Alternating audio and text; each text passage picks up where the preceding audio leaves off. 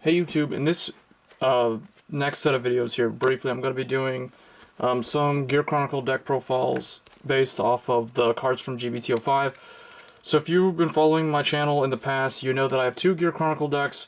One of them is the one that focuses on the old, like the Season 1 style. I like to call it the defensive style play, which is more focused on sending cards from the opponent's side of the field back to the bottom of their deck. So that's the play style. It's kind of like Kagero and Link Joker in that regard, or traditional Link Joker.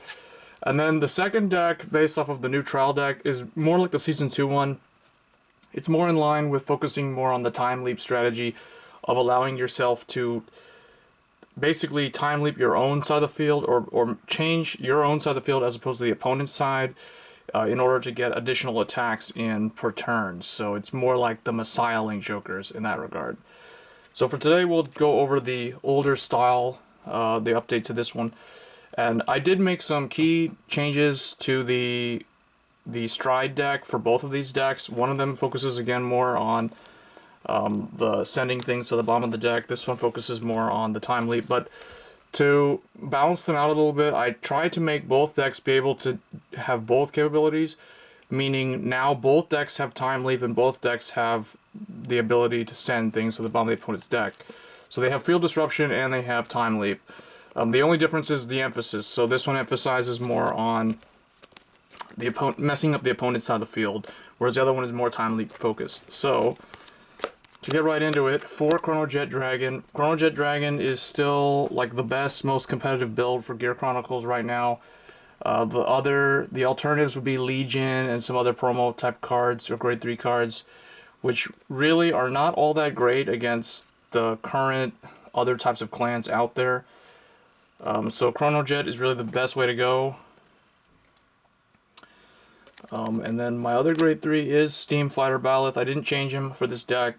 So this way, essentially, you're always able to play as Chronojet Dragon in almost all your games. Even if you have to open up with this guy, you can rewrite your Chronojet.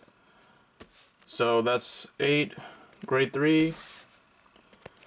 For grade 2, I am still running the 4 Steam Fighter Amber. Amber is just still really good in a deck that focuses on disrupting the opponent's field. A lot of people don't like this card. It's kind of like Duskblade in Link Joker, so you want to disrupt the field that way.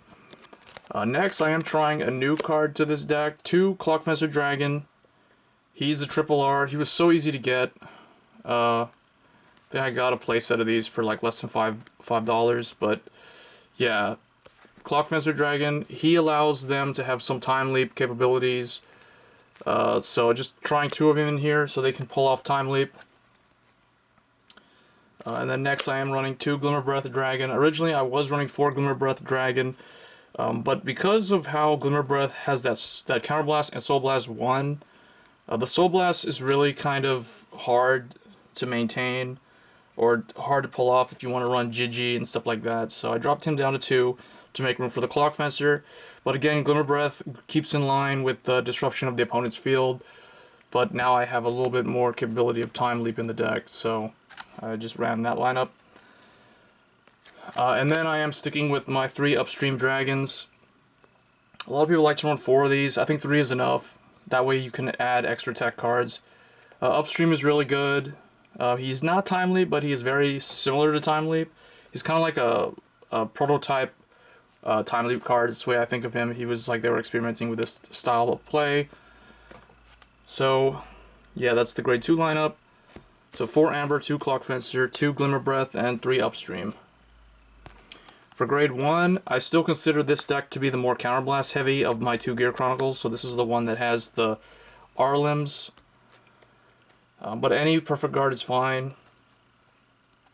2 Steam Breath Dragon to use as Stride fodder. You don't really need to use the effect to search for Chronojet. Next, 2 of a new card, Steam Maiden Melem. So Melem is basically the grade 1 version of Upstream. So I did want to run this in the same deck as Upstream, so I am running 2 of it in here.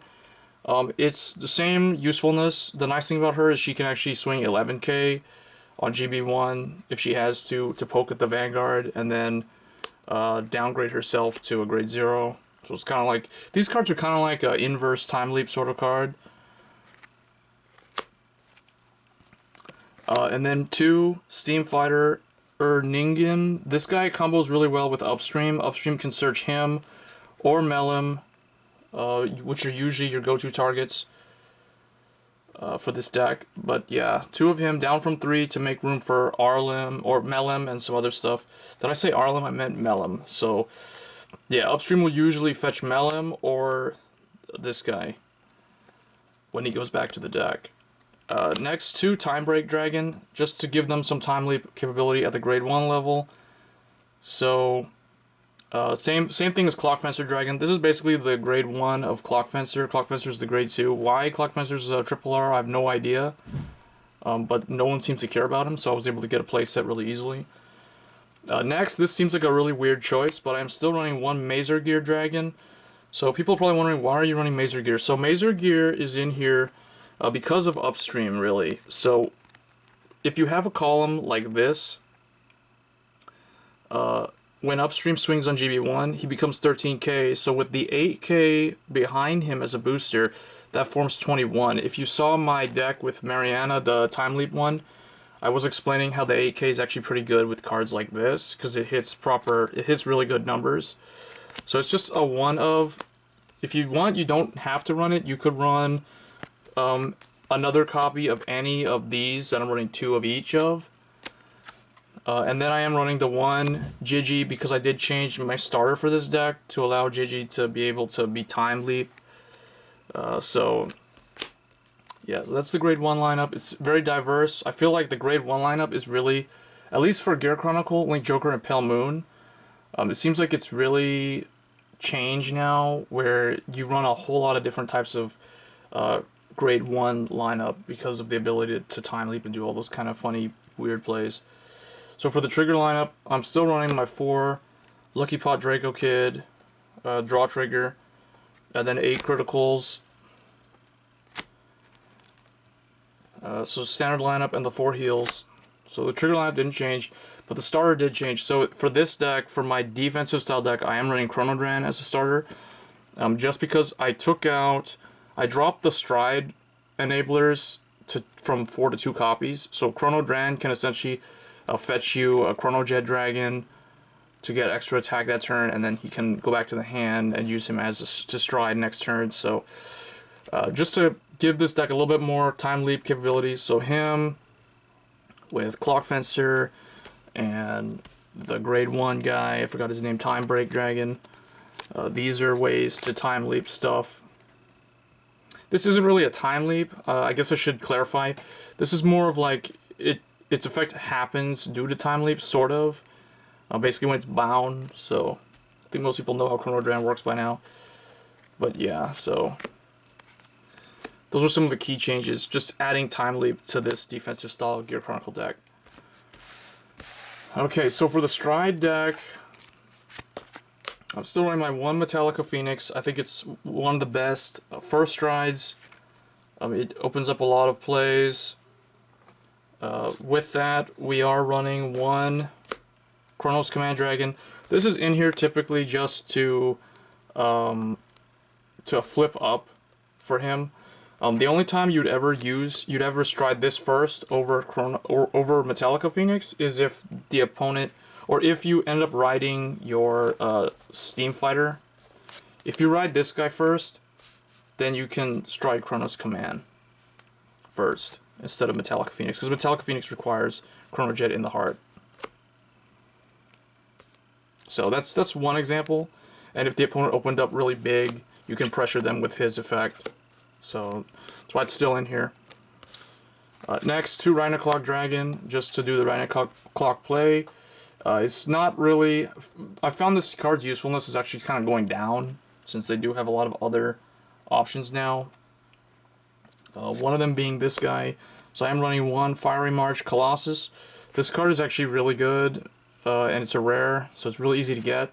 So if you're playing Gear Chronicle, I highly recommend picking this up. It's really good effect. Essentially, I feel like it's almost like it's a slightly better version of Ragnarok, because the only bad thing about it is that you have to send one of your own rear guards to the bottom of your deck. So you have to -1 on your field to make them -1, but you can make them Basically, if you send a grade 1, then they can't perfect guard. So if you whatever grade you send to the bottom of their deck, they cannot use it. They cannot call that grade to guard. So this is really good in that regard. Compared to Rhinoclaw. Rhinoclaw can only stop grade 0s. He can potentially stop perfect guards. So that's why I feel like Fiery March is a pretty good card. Next, I'm running one Upheaval Pegasus. Still in here. It's good against decks that open up really big and that are very like field dependent. For example, Aqua Force and also sort of Royal Paladins can be messed up from this guy. It can mess up their twin swords and things like that. So Upheaval's still pretty good in here, and this deck is focused more on Chronojet than the other one as the main Vanguard, so Upheaval's still pretty decent card. I am running one Epoch Maker. This is kind of like a late game card. You can also first stride this as well if you're on this guy. And the last stride unit is the Fate Rider Dragon. So Fate Rider is really good in late game. I've seen some people misplay this guy, like I see them bring him out like a first or second stride, which is really not that good.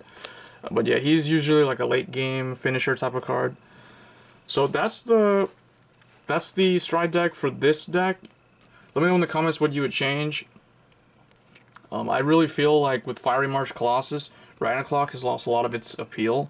So this may not even be necessary in future Gear Chronicle decks, but we'll see. So anyway, guys, that was my defensive style Gear Chronicle deck based off of the new cards from set 5. As always, guys, stay tuned for more Cardfight Vanguard videos in the future, and I'll see you guys next time. Thanks.